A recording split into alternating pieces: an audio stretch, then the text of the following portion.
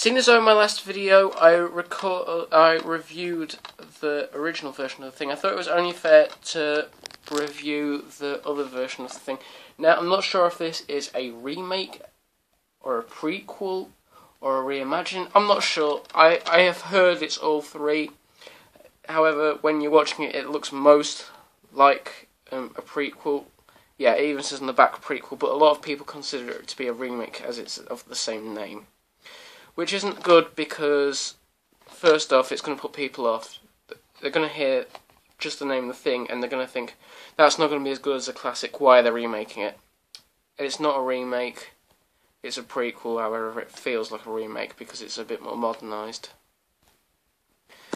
So who does it star? It stars Mary Elizabeth Winstead, who was in Death Proof, Final Destination 3, was Bruce Willis's daughter in the recent couple of Die Hard films, and Joel Edgerton, who was also in Warrior. I've also reviewed that. So, what do I have to say about this version of the thing? Nowhere near as good as the original. But then that's expected. No remake has been as good as the original. With the exception of The Crazies, I will give that their due. I prefer that one to the original one. But I'm not talking about that, I'm on about the thing. So, does the front cover give anything away a bit more this time? Yeah, as you can see, the person has a claw on their hand, implying that they are the Thing. Once again, the alien isn't named, it's just called the Thing. And once again, it's a survival film about people trying to survive an alien/monster killing people.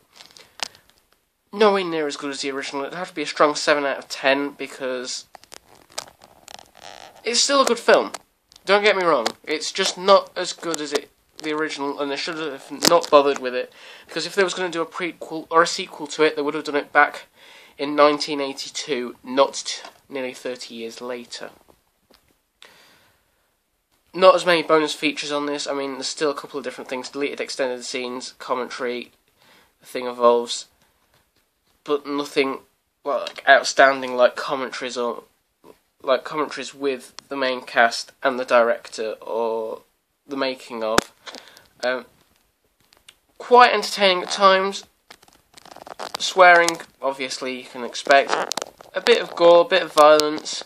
A very good film, though. Could do with a hell of a lot of improving, but it explains the original thing a little bit, so I suppose it's not all that bad. Like I said, could have been better, but could have been a hell of a lot worse for a remake/prequel.